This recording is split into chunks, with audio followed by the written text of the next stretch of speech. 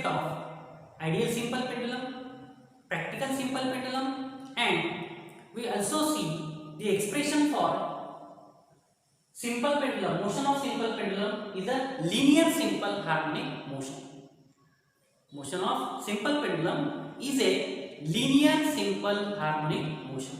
तो ये तीन चीज अपने को यहाँ पे देखना है.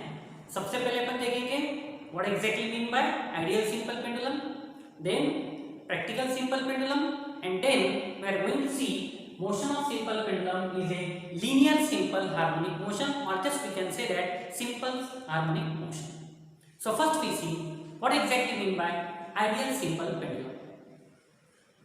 It is an imaginary concept. Remember, it is an imaginary concept. It is not exist. If we consider a heavy particle, whose mass is approximately equal to infinity, and this heavy particle is suspended by weightless and inextensible string from a strong rigid support, then this whole arrangement we consider as ideal simple pendulum. This whole system is called as ideal simple pendulum. If we consider a heavy particle whose mass is approximately equal to infinity, and it is suspended by means of weightless and inextensible string from a strong rigid support, then this imaginary concept we call as ideal simple pendulum. Why we call that the imaginary concept? Because we can't get a heavy particle whose mass is approximately infinity. Body मिल सकती है, एक body मिलेगी जिसका मास बहुत ज्यादा है, लेकिन एक पार्टिकल अपने को ऐसा नहीं मिल सकता कि जिसका मास इनफाइनाइट है. This is the first condition. Second, weightless and inextensible string. एक स्ट्रिंग अपने को इनएक्सटेंसिबल मिल सकती है कि जो एक्सटेंड नहीं होगी, लेकिन वेटलेस नहीं मिल सकती, क्योंकि कोई भी स्ट्रिंग अगर लेंगी तो उसके पास में सर्टेन मास होगा. सर्टेन मास इसका मतलब उसके पास में सर्टेन वेट है. तो इसका मतलब ये जो आइडियल सिंपल पेंडुलम है, इसके अंदर हेवी पार्टिकल अपने पास में अवेलेबल नहीं है, यानी हेवी पार्टिकल अपना एग्जिस्ट नहीं है. Second, weightless and inextensible string, ये भी एग्जिस्ट नहीं है. थर्ड, स्ट्रॉन्ग रिजिड सपोर्ट, कि ये हेवी पार्टिकल जिसका मास कितना है, इनफाइनाइट है, इसको होल्ड करने के लिए इतना स्ट्रॉन्ग रिजिड सपोर्ट भी अपने पास में अवेलेबल नहीं है. So this whole arrangement is called as ideal simple pendulum. This whole arrangement is called as ideal simple pendulum. An ideal simple pendulum is defined as a heavy particle.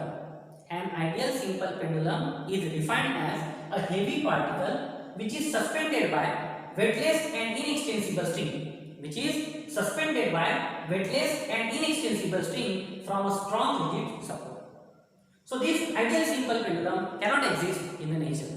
वैसे तो अपन हमेशा देखते हैं there is no ideal gas, there is no ideal plastic body, there is no ideal elastic body.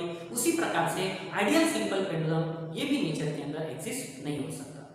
इसीलिए अपन ने एक arrangement की that we call as a practical simple pendulum.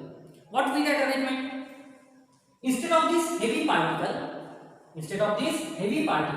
we consider a heavy metallic sphere. Whose mass is certain large quantity. उसका मास sufficiently large है, ऐसा हमने heavy metallic sphere लिया. और ये हेवी मेटालिक स्फीयर जो है, इस हेवी मेटालिक स्फीयर को अपन ने क्या कंसीडर किया, ball. It is considered as a ball. Heavy metallic sphere जो है, इसको अपन ने बॉल कंसीडर किया. अब वेटलेस और इनएक्सटेंसिबल स्ट्रिंग अपने पास में अवेलेबल नहीं है, तो उसके जगह अपन ने क्या किया, वेटलेस के जगह light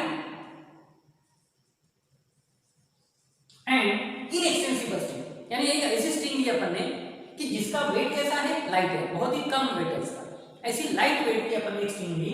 so light and inextensible string, इसके थ्रू इस हेवी मेटालिक स्फीयर जो है, इस heavy metallic sphere that is box, इसको अपन ने सस्पेंड किया हुआ है from strong rigid support. This arrangement is called as practical simple pendulum. तो ये जो अरेंजमेंट है, इसको अपन क्या बोलेंगे, प्रैक्टिकल सिंपल पेंडुलम. बात समझ में आ गई. जो हेवी पार्टिकल था उस हेवी पार्टिकल को अपन ने रिप्लेस किया बाय हेवी मेटेलिक स्फीयर। जो हेवी पार्टिकल था उसको अपन ने कैसे रिप्लेस किया, हेवी मेटेलिक स्फीयर। और वो जो हेवी मेटेलिक स्फीयर है उसको अपन ने क्या कंसीडर किया, बॉब। जो वेटलेस स्ट्रिंग थी उसको अपन ने क्या किया, लाइट एंड इनएक्सटेंसिबल स्ट्रिंग से क्या कर दिया, रिप्लेस कर दिया। और ये जो अरेंजमेंट है इस अरेंजमेंट को अपन ने स्ट्रॉन्ग रिजिड सपोर्ट से सस्पेंड किया हुआ है। Such pendulum is called as practical simple pendulum और simply we called as simple pendulum. अब ये जो सिंपल पेंडुलम है, इस सिंपल पेंडुलम को अगर अपन यहां से स्लाइटली डिस्प्लेस करते हैं, ये उसकी इक्विलिब्रियम पोजीशन है और मीन पोजीशन है। This is the equilibrium position or the mean position of simple pendulum. If we slightly displace this bob from its equilibrium position, just like this, यहाँ पे बताया है।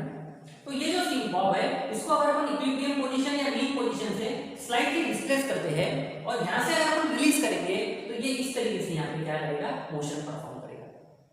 यानी मीन पोजीशन जो है वो मीन पोजीशन के अबाउट में to and fro motion perform करेगा या back and forth motion perform.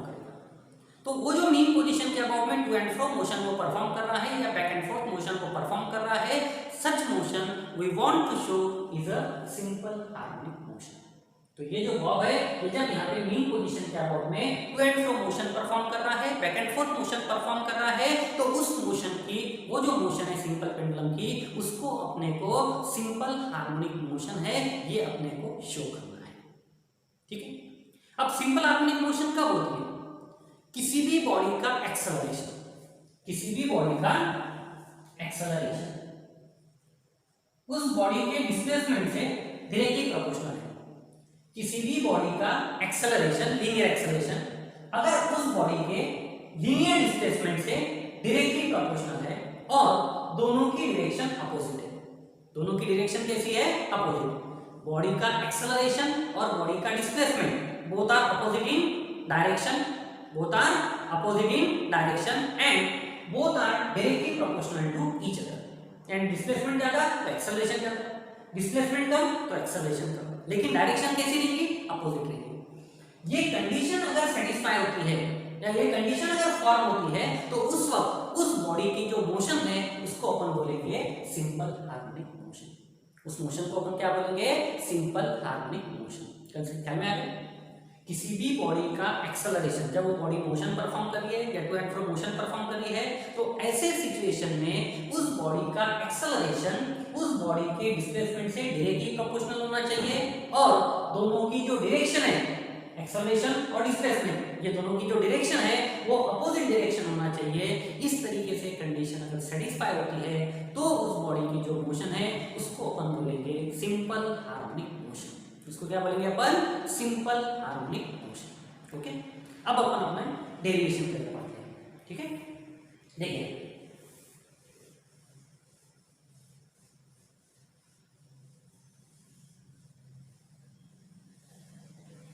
तो यहां पे देखिए अपन ने क्या किया हुआ है, यहां पे एक सिंपल पेंडुलम लिया हुआ है।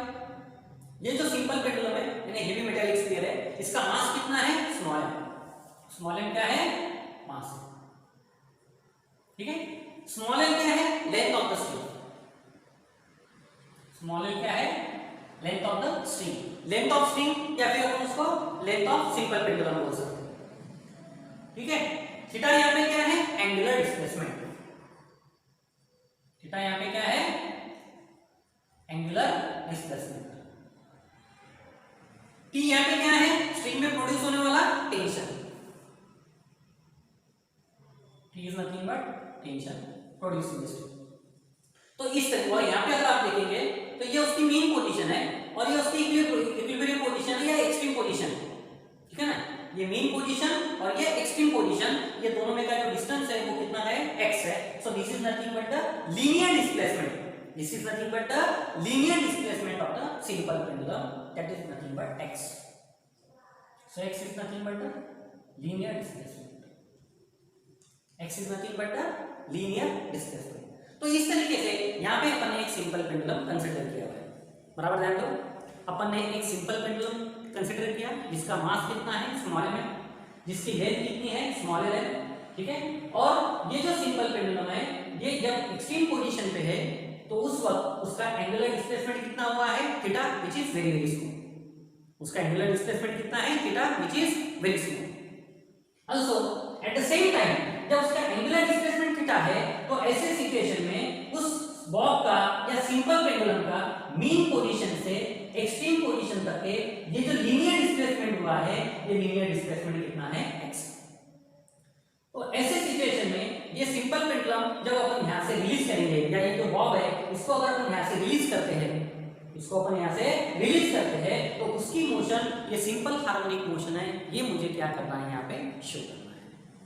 देखिए, so when the simple pendulum is at the extreme position, when the simple pendulum is at the extreme position or displaced position, when the simple pendulum is at the extreme position or at the displaced position, then at that time the weight of the simple pendulum, the weight of the simple pendulum, that is the weight of the bob, is acting vertically downward direction. The weight of simple pendulum mg acts in a downward direction, that is mg. Due to this, the tension T produced in the string. Due to this, the tension T produced in the string, which is directed toward the rigid support. Which is directed toward the rigid support. इसका मतलब जब simple pendulum displace position में है या extreme position पे है, तो ऐसे वक्त उस सिंपल पेंडुलम का या बॉब का जो वेट है mg, वो डाउनवर्ड डायरेक्शन में एक्ट हो रहा है, और उसके वजह से उस स्ट्रिंग के अंदर क्या क्रिएट हो रहा है, tension T, which is directed toward the rigid support. ठीक है? When it is at the extreme position, at the same time, तो ये जो weight है, this weight is resolved into two component. ये weight कितनी कंपोनेंट में रिजॉल्व हो गया, दो कंपोनेंट में रिजॉल्व हो रहा है, उसके दो पार्ट बन रहे हैं। तो एक जो पार्ट है, एक जो पार्ट आएगा वो आएगा mg cos थीटा, एक कंपोनेंट क्या आएगा उसका mg cos थीटा, और सेकंड कंपोनेंट क्या आएगा mg sin theta. Why this? Because this angle is theta. As this angle is theta, so this angle is theta because alternate angle. ये angle theta है, इसलिए ये एंगल कितना आएगा, theta आएगा। अगर अपन mg से यहाँ पे स्ट्रेट लाइन ड्रॉ करते हैं, ये mg से अगर अपन यहाँ पे स्ट्रेट लाइन ड्रॉ करते हैं, तो ऐसे सिचुएशन में ये एंगल अगर थीटा है तो ये एंगल भी थीटा आएगा ड्यू टू अल्टरनेट एंगल। उसकी वजह से अब ये एंगल थीटा है, तो जब ये mg के दो कंपोनेंट बनाएंगे अपन, तो ये एंगल थीटा होने की वजह से ये एंगल थीटा फॉर्म हो जाएगा, बिकॉज वर्टिकली अपोजिट एंगल। अब जो साइड में थीटा वो हो गया cos थीटा, ये हमेशा फिक्स रखना है। जिस साइड में थीटा रहता है वो कंपोनेंट हमेशा cos थीटा होता है, और cos थीटा जो कंपोनेंट है उसको परपेंडिकुलर जो होता है वो sin थीटा होता है। ये हमेशा फिक्स रखना है। जो साइड में थीटा या जो साइड में एंगल होता है वो कंपोनेंट हमेशा cos थीटा, और उस कंपोनेंट को परपेंडिकुलर जो रहेगा वो रहेगा sin थीटा। अब जैसे कि यहाँ पे डायग्राम में आप देखें, तो mg का ये जो थीटा के साइड में जो कंपोनेंट है वो आ गया mg cos theta, which is along the length of the string, which is along the length of the string। ये जो सिंपल पेंडुलम की स्ट्रिंग की जो लेंथ है उसके उस डायरेक्शन से, लेकिन उसकी डायरेक्शन अपोजिट है, यानी टेंशन के अपोजिट डायरेक्शन पे, और इसको परपेंडिकुलर जो आएगा, तो स्ट्रिंग की जो लेंथ है उसको परपेंडिकुलर जो आ रहा है वो आ रहा है mg sin थीटा। स्ट्रिंग के लेंथ को जो कंपोनेंट परपेंडिकुलर आ रहा है, यहाँ पे देखिए, तो स्ट्रिंग के लेंथ को जो परपेंडिकुलर कंपोनेंट है ये वाला, पेन का जो डायरेक्शन है, this is nothing but mg sin theta, because it is perpendicular to mg cos theta. This is mg cos theta, this is nothing but mg cos theta. ये mg cos theta को ये component कौन सा आएगा, mg sin theta, because both are mutually perpendicular to each other. ठीक है?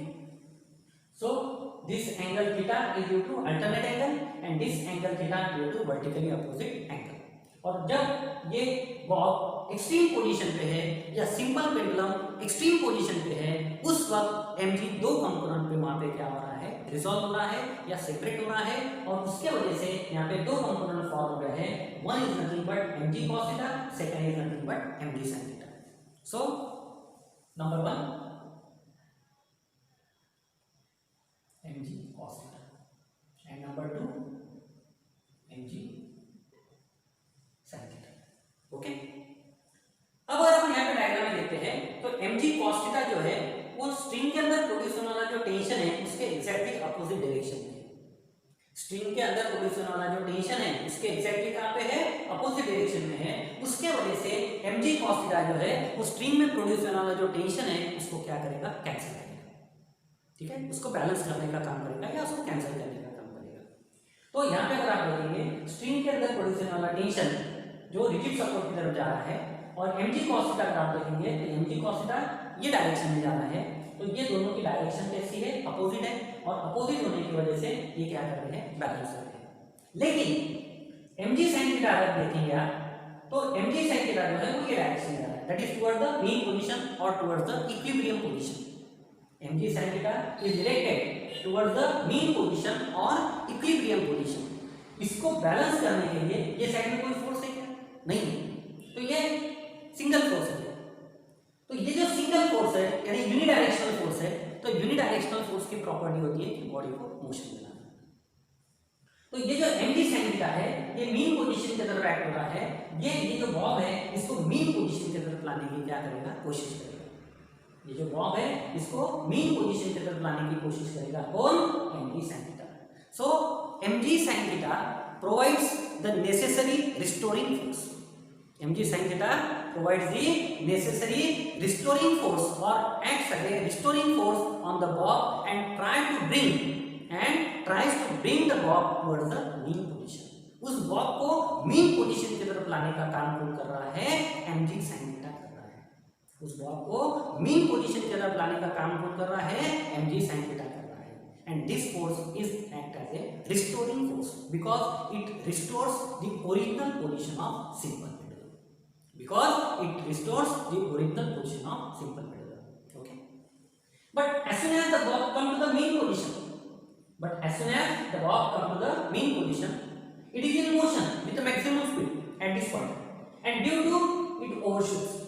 यहाँ से वो क्या हो जाएगा, ओवरशूट हो जाएगा, और ये डायरेक्शन यहाँ पे आएगा और यहाँ से फिर इधर आएगा। तो इस तरीके से वो उसकी मोशन क्या करेगा, परफॉर्म करेगा, to and fro motion perform करेगा। तो ये जो सिंपल पेंडुलम है ये मीन पोजीशन जो है उस मीन पोजीशन के अबाउट में ये जो बॉब है ये इक्विलिब्रियम पोजीशन के अबाउट में टू एंड फ्रो मोशन यहाँ पे क्या करेगा, परफॉर्म करेगा।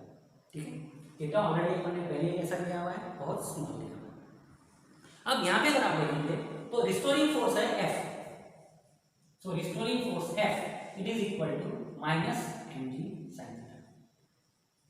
Restoring force F is equal to minus mg sin theta. Why we consider minus? Because it is directed towards the mean position.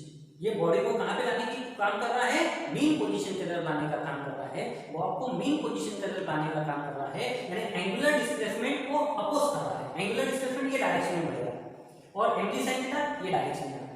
बात ध्यान रखिए, एंगुलर डिस्प्लेसमेंट ये डायरेक्शन में बढ़ेगा और mg sin थीटा बॉब को ये डायरेक्शन में लाने का काम कर रहा है, तो थीटा को वो अपोज कर रहा है और इसीलिए यहाँ पे F is equal to minus mg sin theta.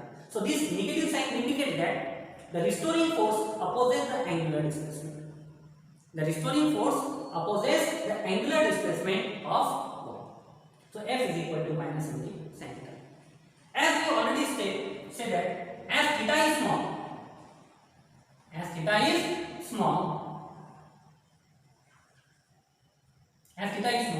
sin theta is approximately equal to theta. अगर थीटा की वैल्यू बहुत स्मॉल है तो ऐसे सिचुएशन में sin थीटा अप्रोक्सीमेटली कितना होता है, थीटा होता है। Therefore, restoring force F it is equal to minus mg into theta. Therefore, restoring force F is equal to minus mg into theta. Suppose this is equation number 7.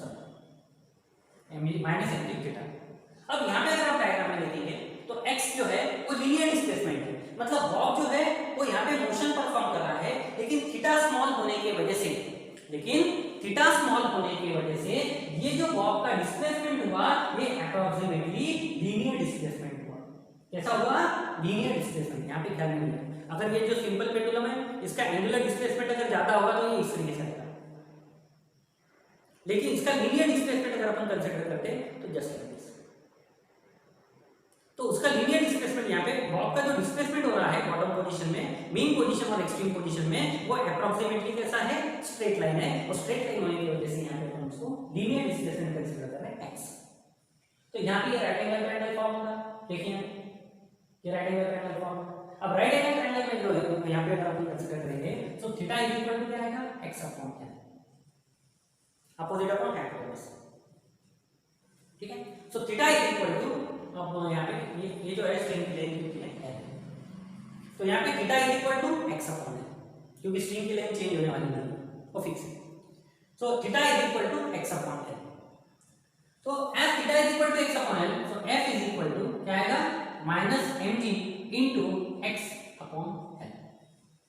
F is equal to क्या आएगा, minus m g into x upon l. ठीक है। अब ये जो formula है सबको this is equation number 1। तो इतना रिस्टोरिंग फोर्स वो बॉब के ऊपर यानी मेटेलिक स्फीयर के ऊपर एक्ट हो रहा है when it is directed towards the main position. अब जब ये बॉब मोशन परफॉर्म कर रहा है तो उसके पास में सर्टेन एक्सेलरेशन है। जनरल फार्मूला अपना फोर्स का है, force is equal to mass into acceleration. Force का जनरल फार्मूला क्या है, मास इनटू एक्सेलरेशन। तो यहाँ पे इक्वेशन 1 और इक्वेशन 2 ये दोनों की लेफ्ट हैंड साइड से इनको इक्वेट करो तो क्या आएगा यहाँ पे, from 1 and 2, from 1 and 2 mass into acceleration it is equal to minus mg x upon l, minus mg x upon l। ठीक है। रिस्टोरिंग फोर्स के वजह, रिस्टोरिंग फोर्स कितना एक्सर्ट हो रहा है, minus mg x upon l। और जब ये बॉडी मोशन परफॉर्म कर रही है तो जनरल फार्मूला अपना फोर्स का क्या है, मास इनटू एक्सेलरेशन। तो F is equal to m into a, where a is the linear acceleration of simple pendulum। So from equation 1 and 2, m into a it is equal to minus mg into x upon l. Small m get cancel. So a is equal to minus g into x upon l. A is equal to minus g into x upon l. What is g? Acceleration due to gravity. What is l? Length of the string. So acceleration due to gravity is a fix. L length of the string which is also fixed क्योंकि उसको अपन change नहीं कर रहे हैं। So g upon l acceleration it is equal to minus g upon l। ये दोनों quantity fix है, ठीक है, ये दोनों क्वांटिटी कैसी है, फिक्स है। तो f g upon l ये दोनों क्वांटिटी कैसी है, कांस्टेंट है। Therefore acceleration is equal to minus x and acceleration is equal to minus x। and acceleration instead of this, acceleration is equal to minus constant into x।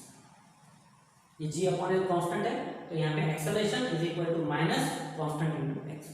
अब दो quantity के बीच में constant है, इसका मतलब वो दो क्वांटिटी प्रोपोर्शनल है। so therefore acceleration is proportional to minus। Acceleration किसका है, मेटेलिक स्फीयर का यानी बॉब का है यानी सिंपल पेंडुलम का है। एक्स क्या है, लीनियर डिस्प्लेसमेंट का है, वो भी किसका हुआ है, सिंपल पेंडुलम का। तो सिंपल पेंडुलम का एक्सेलरेशन सिंपल पेंडुलम के डिस्प्लेसमेंट से डायरेक्टली प्रोपोर्शनल। देख लीजिए, acceleration of simple pendulum is directly proportional to linear displacement of simple pendulum and this negative sign indicate that the acceleration of simple pendulum and linear displacement of simple pendulum both are in opposite direction, both are in opposite direction। ये simple pendulum का जो linear acceleration है वो और उस simple pendulum का जो linear displacement है both are directly proportional to each other at the same time they are opposite in direction, hence the motion of simple pendulum is a linear simple harmonic motion। so hence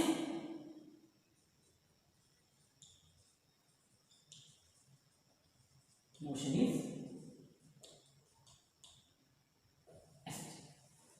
okay. So इस तरीके से यहां पे अगर आप देखेंगे तो simple pendulum की मोशन क्या है, sorry motion of simple pendulum जो है वो लीनियर सिंपल हार्मोनिक मोशन है। कोई भी सिंपल पेंडुलम अगर अपन लेते हैं, प्रैक्टिकल सिंपल पेंडुलम लेते हैं तो उस प्रैक्टिकल सिंपल पेंडुलम की जो मोशन है वो हमेशा लीनियर सिंपल हार्मोनिक मोशन है बिकॉज इट्स